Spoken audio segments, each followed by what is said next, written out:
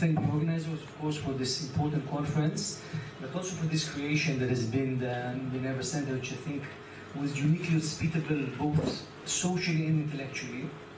And also to extend a thank you to Professor Renn for writing the book that is giving us this occasion and this prompt to rethink science for the Anthropocene. As I understand the project, the call to rethink science for the Anthropocene is meant with the dual sense of the preposition for in mind. What the book undertakes and instigates is an investigation of the knowledge responsible for the Anthropocene, both in the genetic causal sense and in the forward-facing ethical and pragmatic sense. The science under scrutiny here is deeply implicated in the predicament we find ourselves in today, but it is also only through science that we can hope to cope with it. As Renn makes clear, there is no understanding the Anthropocene without understanding the manner in which we have become dependent for our very survival on a complex system of knowledge and practices which will not, left on its own devices, ensure our survival and might in fact propel us into our demise. A consistent and clear message of the book is that science, though there are ways to study its internal mechanisms, has never been a purely independent institution, and that the current broader social situation, the way science is integrated in the larger mechanisms of our society, in particular the economic system, is unsustainable. Now, today I want to explore, from a philosophical point of view, some ways in which we might approach the complex of social relations and our interaction with nature. One common way in which the question as to the relation between science and society is posed is, in the words of the philosopher of technology Bernard Stiegler, the question of our power over our power, so to speak. There is a widespread sense that the very means and instruments, material and conceptual, we have developed in order to exert our power over our natural habitat have revolted against the masters. It is a deep irony of our age that at a time where there are seemingly no longer any aspects of our natural habitat, the planet, that are uninfluenced by human activity, in this age of the human-centered planet, that human exceptionality has come under increasing scrutiny, so much so that some declare this to be a post-human age. Humans, it seems, have become something of a natural or perhaps unnatural phenomenon. The more we are capable of manipulating nature, it seems, the less we are capable of self-control and self-organization, even self-understanding. By the end of the 18th century, Kant's philosophical anthropology viewed humans as creatures of two kingdoms, the causally determined kingdom of nature and the normatively kingdom of freedom or ends. Today, the situation is reversed. Technological development promises unforeseen interventions in nature, inclusive of our own manipulation of the DNA, life outside the planet, whereas the realm of second nature, of culture and politics, seems as fixed as Newtonian physics. We can envision and enact technological intervention to suck carbon out of the atmosphere that seem to be much less capable of collectively deciding on the right course of action, let alone enact it, and are at a total loss in face of social and political problems such as growing inequality and war. To the extent that we have become dependent on science and technology, we are in the position of prosthetic gods, to use Freud's apt term.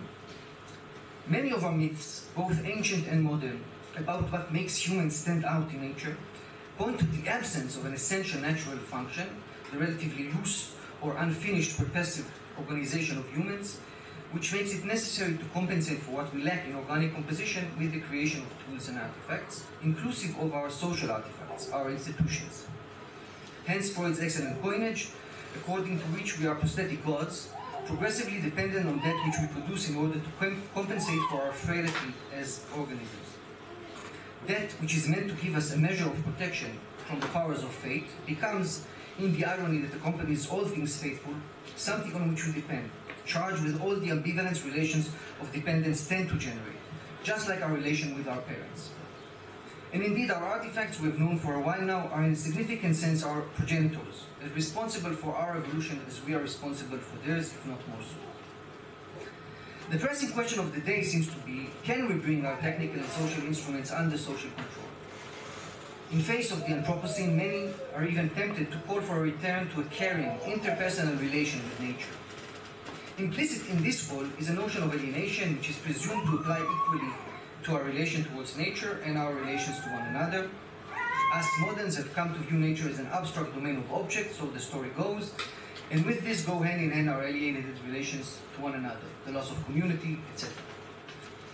Whether the issue is a proper mastery of our instruments or a call to repent and forsake our utilitarian approach to nature, there is a tacit agreement that modern technology is in fact instrumental. But perhaps it is the very notion of technology as a tool that we need to break free from. While I have thus far spoken about science and technology interchangeably, focusing on our relations of dependence on our artificial creations, among some astute philosophers of technology there is a stark distinction between them. Let me mention briefly two of them, Gilbert Simondon and Thorsten Veblen. Both share a skepticism as to the alleged increasing efficiency of our way of knowing things, indeed a skepticism of the very notion that there is something essentially utilitarian to modern science. Both theories differ in some important respects in their view of what our modern science and technology amount to, but they do seem to share the sense that it is the technological element that is a progressive driver of transformation, where it is in theory that one finds an indelible mark of our primordial past. We have come to theorize things from the perspective of technology in some significant ways, but have not yet come to understand the deeply anti-theoretical nature of that activity and mentality. Simondon speaks of technology or technique as a tendency to separate figure from ground, to isolate what stands out, dissect it and recombine it with other elements in new ways. One of the more penetrating insights of his philosophy of technology is that this is at bottom an activity that not only defies essentialism, it effectively destroys any solid notion of an essence we might hold on to, including our own. Simondon contrasts this with religion, which is a form of rationality that focuses on grounds, on a comprehensive understanding of the whole. To the extent that science offers a theoretical account of reality, it would be, in Simondon's terms, an inheritor of religion rather than technology. Veblen draws a similar though not identical distinction. What we understand as techniques and technology belongs, according to him, to a matter-of-fact knowledge, something along the lines of Heidegger's pre-philosophical attitude that is characteristic of an activity.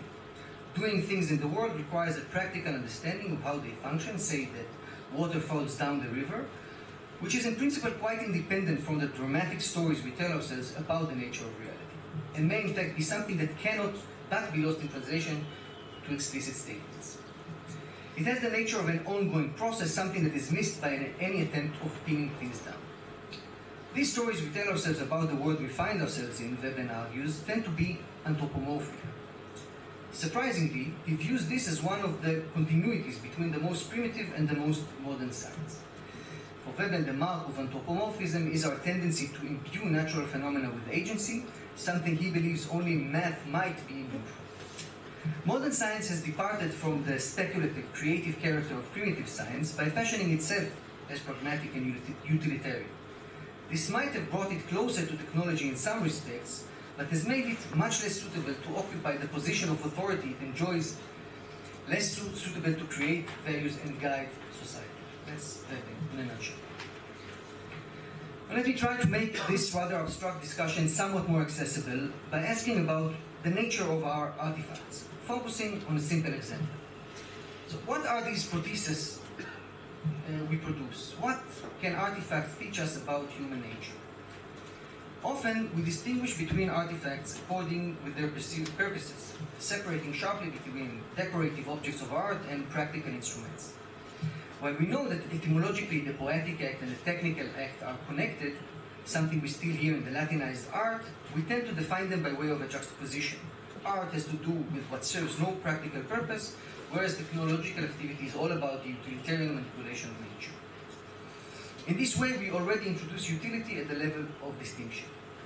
I think this juxtaposition is better understood not as a statement of essential distinction between different classes of artifacts, but as describing a tension inherent to the artifact as such, by which I aim at a broad definition of what humans produce. These two vectors are distinguishable analytically, but they are co-present.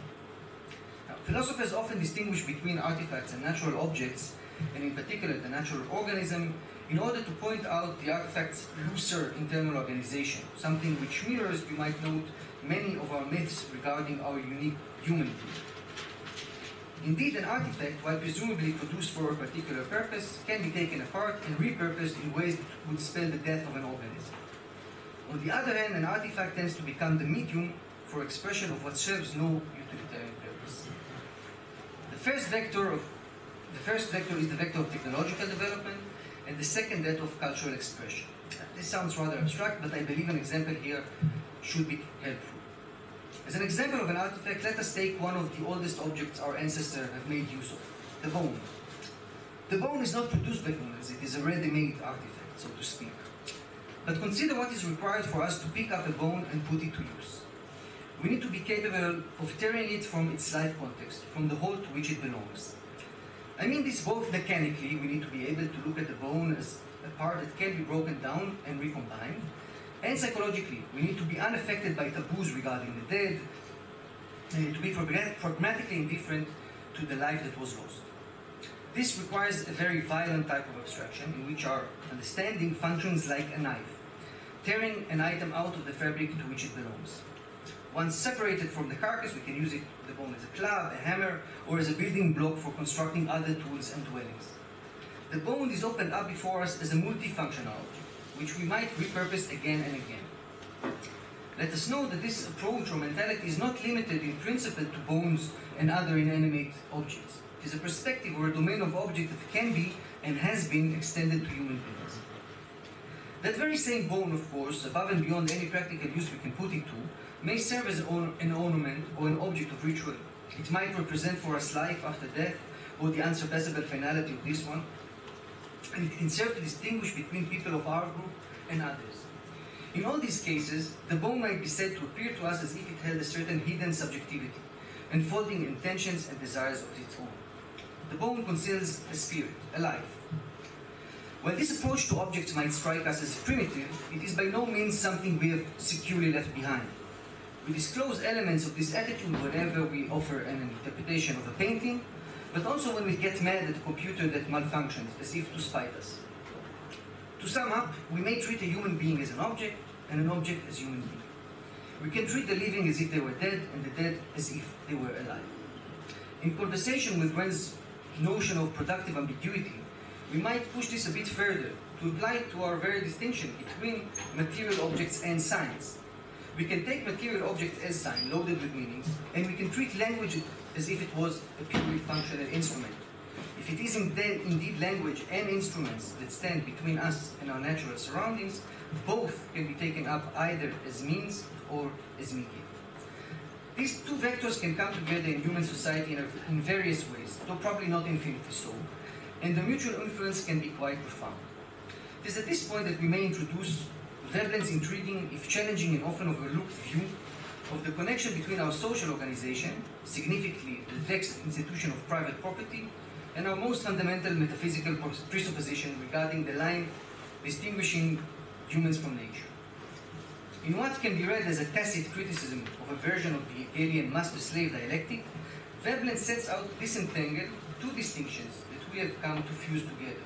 First distinction between what is venerable and free, and that which is base and subservient, and second, the distinction between human subjects and the domain of natural objects.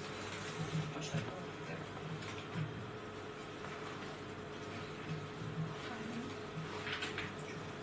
So I quote, "In our industrial time, the tacit, common sense distinction is in effect that any effort is to be counted industrial only so far as its ultimate purpose is the utilization of non-human things. Man's power over nature is currently postulated as the characteristic fact of industrial productivity.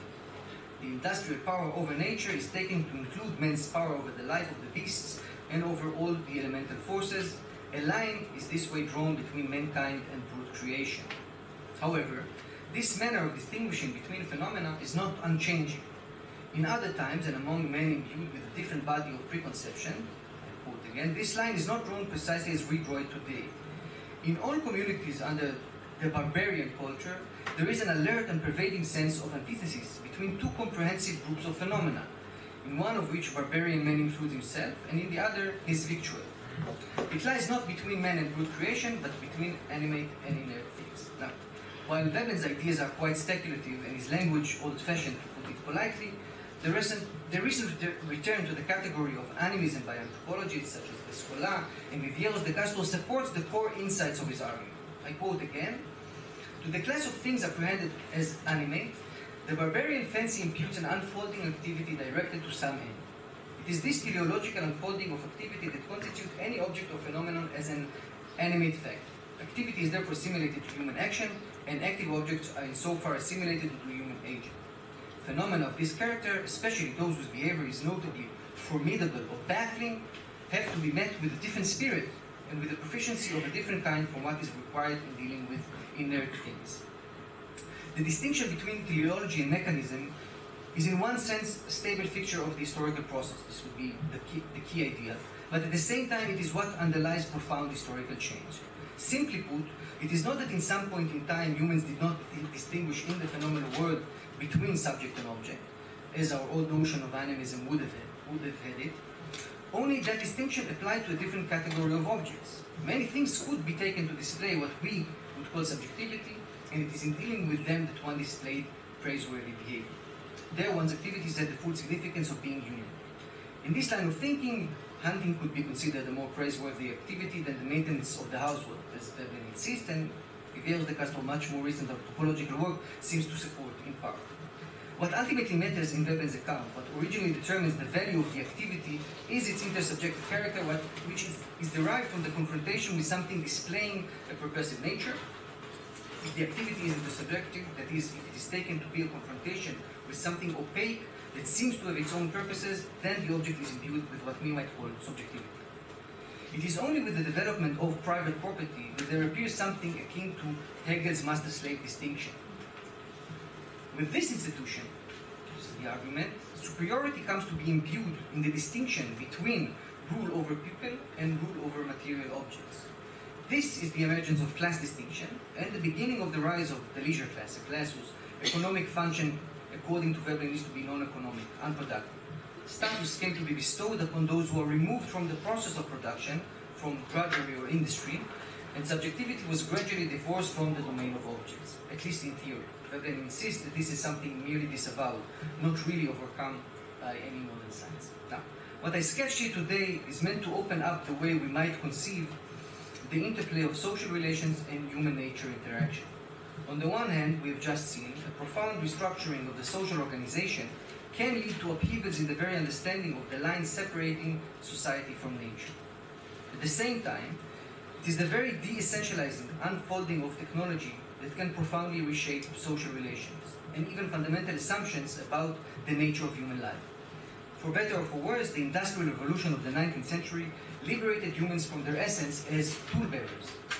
The machine and the industrial production it enabled took over that function. It was now the machine that operates tools. We became worried that we might be replaced by machines, but in the same gesture, we became aware that things that seem to belong to our nature as human beings, such as the need to toil over the land, may in fact not be so. Without downplaying the identity crisis such an experience can lead to, it also clears the path to consider labor not primarily as a natural necessity, but as a product of social relations, the relations of production. And it also opens the path to reconceive humans as distinguished by their imagination or creativity, something which is today once again called into question by developments in artificial intelligence. I'm coming to close now. Perhaps this is why Walter Benjamin believed that modern technology misperceives itself as a project to master nature. Its aim is rather to master the interplay between nature and humanity, just as the aim of education is not the mastery of children, but the mastery of the intergenerational relation. I don't have the time or the capacity to fully unpack what is hereby suggested by Benjamin, but in very broad strokes I would only say this.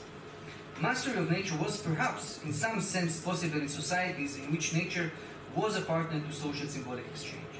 Mastery is a social relation, inadequate to describe our relation with our natural being and natural surroundings. Counterintuitively, we need something like the technological impetus to liberate us from this senseless task. The task which emerges instead is far more complex, for it has to take humans and the nature as a